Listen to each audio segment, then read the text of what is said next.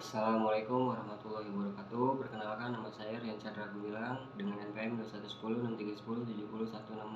Di sini saya akan menjelaskan tentang pengembangan komponen kurikulum. Yang pertama ada dasar-dasar pengembangan kurikulum. Pengertian kurikulum menurut pandangan lama adalah sejumlah mata pelajaran yang harus ditempuh oleh peserta didik untuk memperoleh ijazah.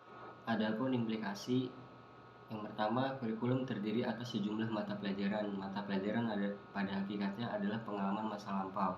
Yang kedua, membentuk peserta didik menjadi manusia intelektualitis. Yang ketiga, pengajaran berarti penyampaian kebudayaan kepada generasi muda. Yang keempat, tujuannya adalah untuk memperoleh ijazah. Yang kelima, keharusan bagi setiap peserta didik untuk mempelajari mata pelajaran yang sama. Yang keenam, sistem penyampaian adalah sistem penuangan. Menurut pendapat baru, ada 5. Yang pertama, kurikulum tidak hanya terdiri atas mata pelajaran tetapi meliputi semua kegiatan dan pengalaman. Yang kedua, tidak ada pemisahan antara intra dan ekstra kurikulum. Yang ketiga, pelaksanaan kurikulum baik di dalam maupun di luar kelas. Yang keempat, guru perlu menggunakan berbagai kegiatan belajar mengajar secara bervariasi. Yang kelima, tujuan pendidikan adalah membentuk pribadi dan belajar cara hidup.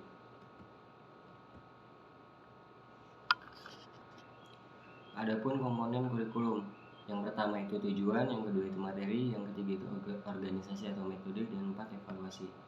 Kemudian ada peranan kurikulum.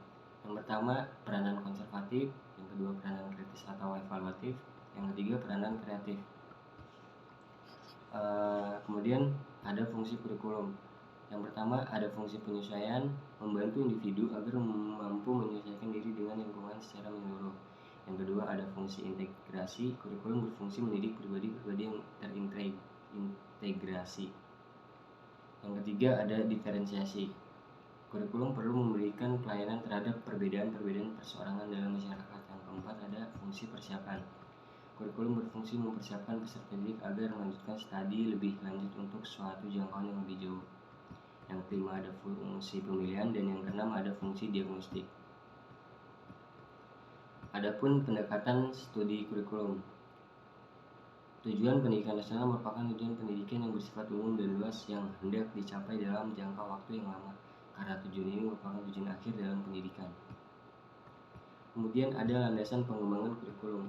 Kurikulum adalah suatu alat yang penting untuk mencapai tujuan pendidikan dan pelatihan. Salah satu rumusan mengajukan konsep bahwa kurikulum adalah semua kegiatan dan pengalaman yang menjadi tanggung jawab sekolah, baik yang dilaksanakan di dalam lingkungan sekolah maupun di luar sekolah dalam rangka mencapai tujuan pendidikan. Kemudian ada model pengembangan kurikulum. Dalam kurikulum seringkali digunakan model dengan menggunakan grafik untuk menggambarkan elemen-elemen kurikulum, hubungan antar elemen, serta proses pengembangan dan implementasi kurikulum. Pada prinsipnya, pengembangan kurikulum berkisar pada perkembangan aspek ilmu, pengetahuan, dan teknologi yang perlu diimbangkan dengan perkembangan pendidikan.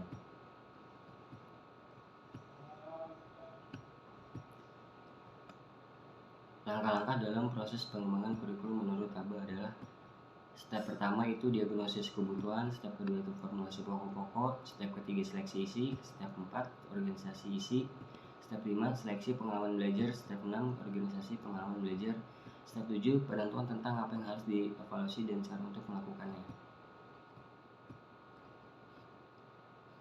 Jadi menurut saya, kurikulum adalah program pendidikan yang disediakan oleh lembaga pendidikan sekolah bagi siswa.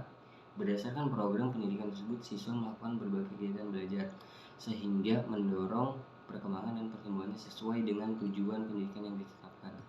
Kurikulum yang baik adalah kurikulum yang sifatnya berkesinambungan. Kurikulum tersebut didesain sedemikian rupa sehingga tidak terjadi jurang yang memisahkan antara jenjang pendidikan dasar dengan jenjang pendidikan selanjutnya.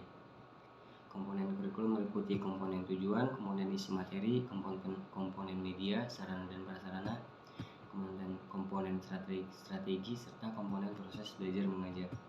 Sekian dari saya. Wassalamualaikum warahmatullahi wabarakatuh.